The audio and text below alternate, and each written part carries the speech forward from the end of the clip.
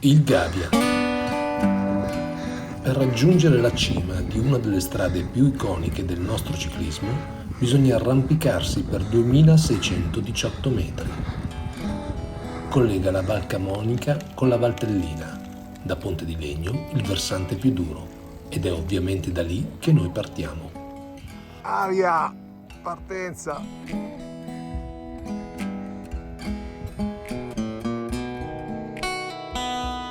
Dai pezzi! Vai Simo!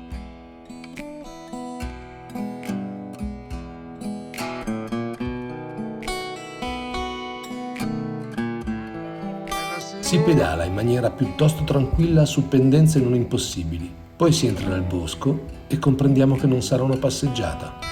Una pendenza tostissima,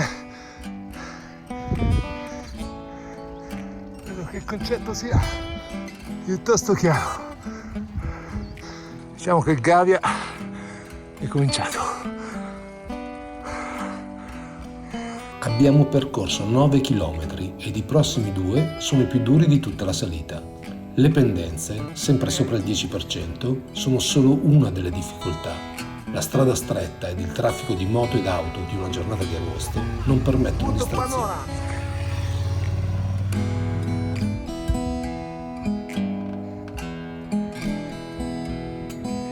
Ce la faccio a riprendersi.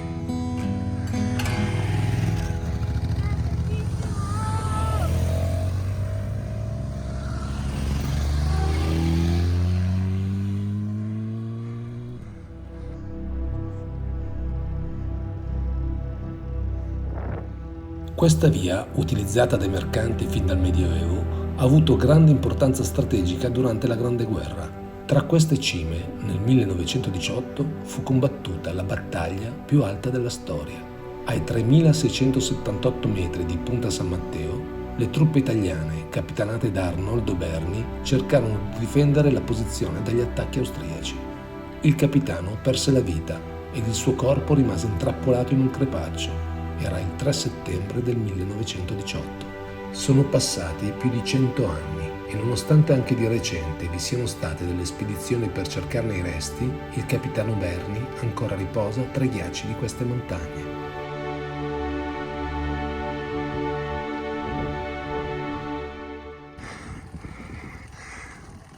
Il Gavia è dopo lo Stelvio il secondo valico più alto d'Italia. In questo tipo di salite, lunghe, con pendenze impegnative in alta quota, la gestione della fatica e delle risorse è di fondamentale importanza. Per arrivare in cima è importante non esagerare con l'andatura, mangiare prima di aver fame e bere con continuità.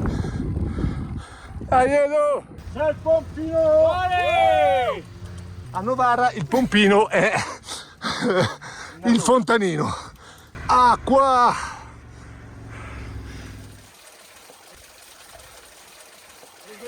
Lo fare come dolcemente raccolgo l'acqua nella mia Cosa tasca. c'è quel chilometrino dopo il tornate? È tostissimo. È tosto, sì. Bello acido, guarda lì come sono incastrati. Lasciamo i troppo performanti Edo, Erika e Simona alle loro andature. Ci aspetteranno in cima per un bel po'.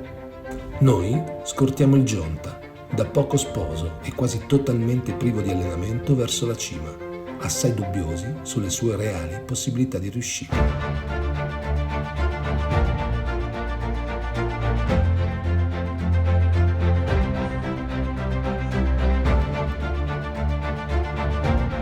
Dopo 16 km di salita, uno dei momenti più difficili, la galleria. Tunnel. Siamo di quota? 2003. Ancora 300? Vabbè. Fu costruita nel 1981 per evitare un pericoloso tratto a picco su un burrone. Qui si consumò una delle tragedie del Gavia. Era il 1954, quando al transito di un camion di alpini la strada cedette facendoli precipitare nel vuoto. Una lapide ancora oggi ricorda le 18 vittime. È salita il tunnel. Ui.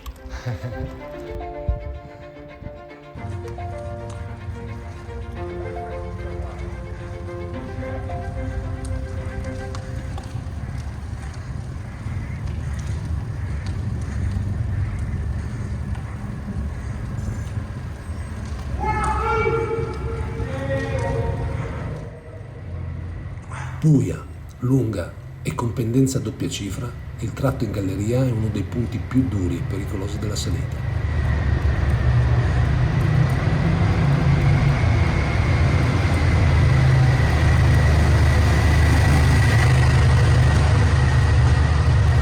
Buia buia!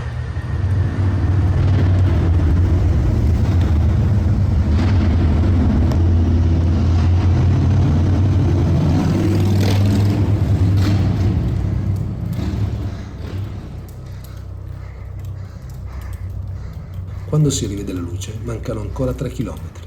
Non saranno semplici.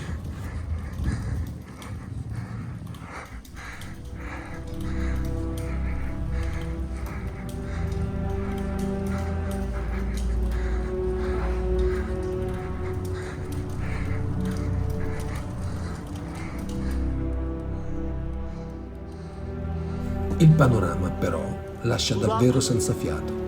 Non è difficile capire perché il giro sia passato da qui per ben 14 volte. La prima nel 1960. Questa strada era poco più di una mulattiera, con diversi tratti sterrati. Il primo ad arrivare in cima fu il vicentino Massignan, alla possibilità di vincere il Giro d'Italia, ma durante la discesa la fortuna decise di voltargli le spalle. Bucò non una, ma ben 3 volte e finì la gara letteralmente sul cerchione. Venne raggiunto e sorpassato dal campione lussemburghese Charlie Gall. Finì il giro al 4° posto, fuori dal podio per pochi secondi e tantissimi rimpianti. Sei un mito, Gionta! Non è il Gavia, è l'epopea del Gionta. Riccardo è decisamente in difficoltà. Lo attendiamo un'ultima volta, ma da buoni amici decidiamo di abbandonarlo al suo destino. Il punto dove abbandonammo il Gionta, a 1,7 km dal traguardo, dalla cima, dal Gavia, Perché non ce la con faccio 1 più, chilometro. che ne ho basta. Da qui alla cima non l'aspetteremo più.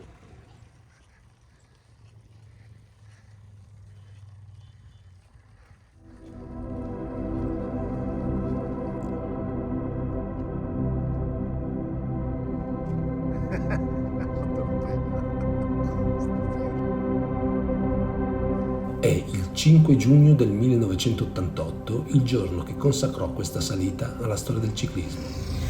Una giornata epica. I corridori si trovarono ad affrontare freddo e pioggia, che si trasformò in nevischio prima ed in una vera e propria bufera di neve poi. 2005 credo. Ultimo chilometro. Il primo ad arrivare al passo fu Van der Velde. Era ricoperto di neve, senza guanti e in maniche corte. Non si fermò neanche un istante e si gettò in discesa verso il traguardo. Pochi chilometri dopo, però, il gelo ebbe la meglio. Fu costretto a fermarsi.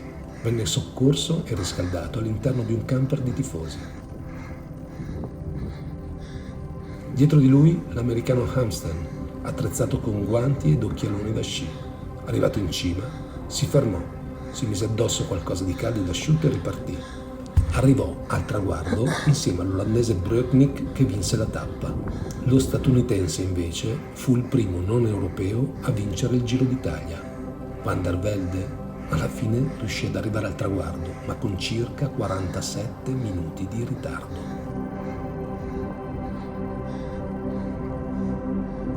È andata, direi.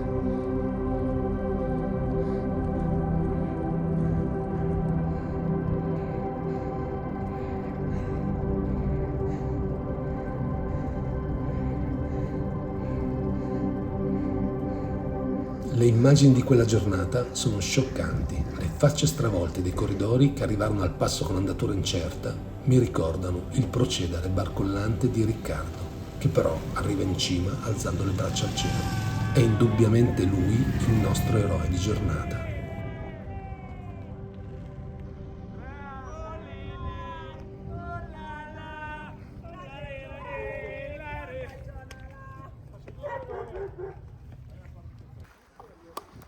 È tempo di scendere. Edo ed Erika andranno dalla parte di Bormio ed affronteranno il Mortirolo.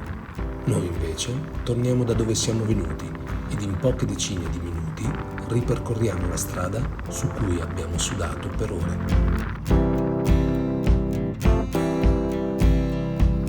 I'm going for the ride and find myself I am alive and I soar.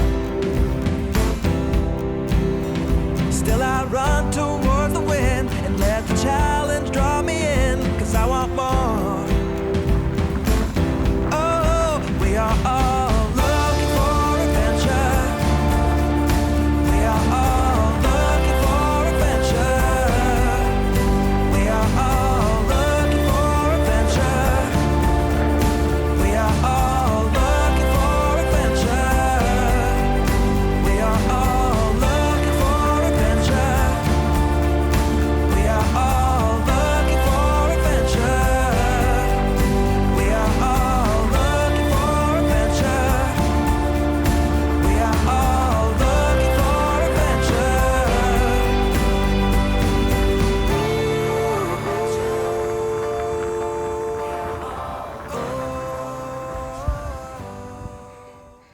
Il mio segreto non sono le gambe, è la voglia. In montagna uno pedala, e poi a un certo punto ti manca il fiato. Le gambe ti fanno male da morire e dici basta, la smetto, mi ritiro. Quello lì è il momento della voglia. La voglia di dare un altro giro di pedale e poi dopo una pigiata ne viene un'altra ancora e ti tornano le forze. Ecco che cos'è la voglia.